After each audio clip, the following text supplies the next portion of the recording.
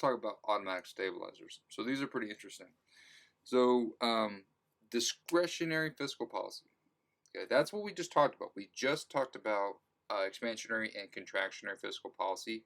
That's what discretionary fiscal policy is. The government passes a new law that explicitly changes the overall tax or spending levels with the intent of influencing the level of overall economic activity. It's exactly what expansionary or contractionary fiscal policy is.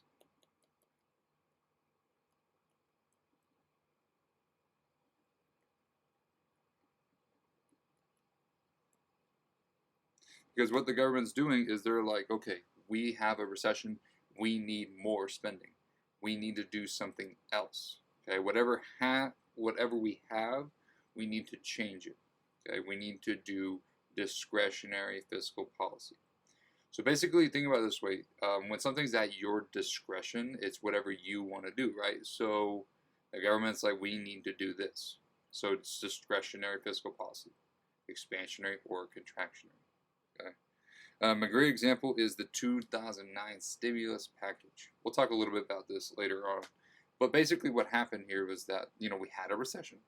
So the government did more spending in order to get us out of it. Okay? So that's discretionary fiscal policy. The other side of this is called automatic stabilizers. So automatic stabilizers are tax and spending rules that have the effect of slowing down the rate of the decrease in aggregate demand when the economy slows down, or restraining aggregate demand when the economy speeds up. And this all happens without any additional change in legislation. So for example, unemployment insurance and food stamps. So the basic thinking here is that if you are in a recession, right, you don't have a job. Okay, if you don't have a job, your income is zero. Okay, so you're consuming zero. You have no money. But with unemployment insurance, right, you have a little bit of money. So since you do have an increase in income, you consume more, aggregate demand goes up, and so this will slow down the rate of the decrease in aggregate demand. So automatic stabilizers are basically where, are you going to have these swings in the economy? Yes. But the automatic stabilizers are going to kind of keep that smaller swings. Okay? So let's take a look at this thing. Let's talk about the 2009 stimulus package. So this was discretionary fiscal policy. Very important. This one is discretionary. And more specifically, it was expansionary. So it was a fiscal stimulus bill signed in by President Barack Obama on February 17, 2009, at the onset of the Great Recession. So basically, we were going good, and then boom, we had the Great Recession. So because of that, the government then had to step in and say, okay, we have to do expansionary fiscal policy. So we're going to have the American Recovery and Reinvestment Act. So the act included $787 billion in spending. Okay, this was later raised to $831 billion. And what it was used for? It was used for nationwide healthcare, infrastructure changes, so like building roads and buildings, like improving those. So $85 billion there. Education improvements, so they had some educational programs that they wanted to do. And they had targeted tax cuts, tax credits, and extended unemployment benefits to families. And that was estimated around $260 billion for all those. One of the tax credits they gave was an $8,000 tax credit for first-time home buyers. So, this was expansionary fiscal policy. They actually did more spending and less taxes. So, this was a fantastic expansionary fiscal policy because we were able to get all this money into the economy. Basically, you have the money for the infrastructure. You paid employees to build the roads and the buildings. They took that money and spent it on something else, right? So that was a great way to increase GDP. Okay? So this is an example of discretionary fiscal policy. Now let's talk about these automatic stabilizers. So in this example, we're going to talk about an economic boom. So let me set the scene for you. We have price level, we have output, or real GDP, we have aggregate demand, we have the short-run average supply curve, and let's say we are currently in equilibrium. Okay. Now, if there was an increase in consumer confidence, basically consumers are like, oh, I'm going to have a raise next week. Oh, I want to buy stuff today. I don't want it tomorrow.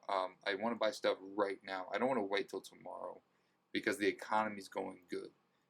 Maybe there's a change in the expected inflation. There's something going on in the economy to where aggregate demand is increasing, for example. Okay. So, therefore, we're going to increase aggregate demand because it's increasing. Right? Now, what happens to the market? Well, aggregate demand went up. What happened to output? Output goes up. Okay. So, what happened to income? Well, we have more output. How can we make more output? Well, we had to hire more people. If you had to hire more people, you had to get them in the door, so you probably had to increase wage. So when wage goes up, income goes up. Okay? So income goes up. And what do we know about income and taxes? Well, we do know that the higher income you have, it's progressive, so the higher taxes you have to pay. So tax payments actually go up. And what do we know about disposable income? Okay, well, if your income goes up, but you also have to pay more in taxes, your disposable income is going to go down.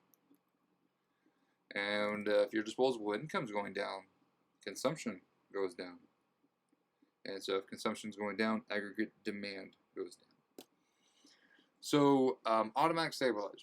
The government did not do anything extra. They did not sign in a new bill that says higher taxes. They already have progressive taxes.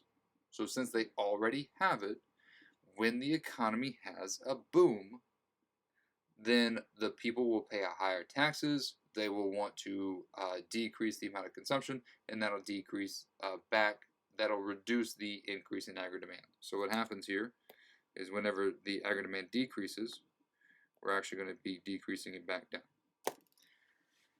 Okay. Now we could have a change here. Like it is possible to increase output and increase prices, but remember the automatic stabilizers are trying to slow down the rate of decrease in aggregate demand. Okay. That's what they're trying to do. So the whole point of automatic stabilizers is that there's nothing extra. The government already has progressive taxes. We already have progressive taxes.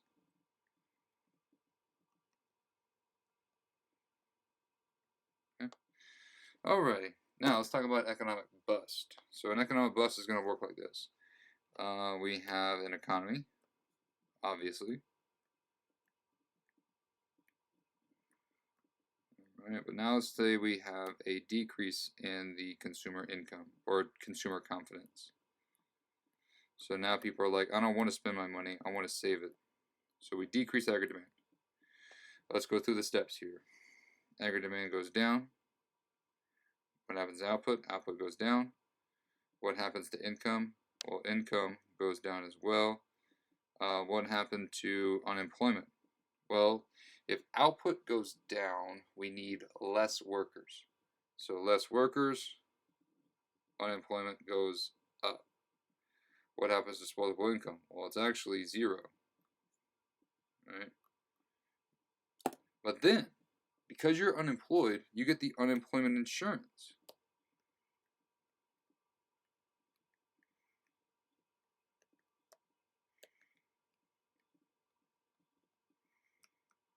So then begs the question, what happens to your disposable income? Well, that actually goes up because you went from zero to something.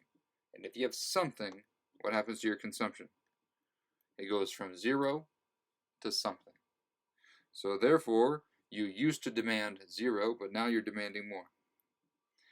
So therefore, we're going to increase this back up. Because again, the automatic stabilizers are going to basically slow down this decrease in the aggregate demand. Automatically. We already have unemployment insurance.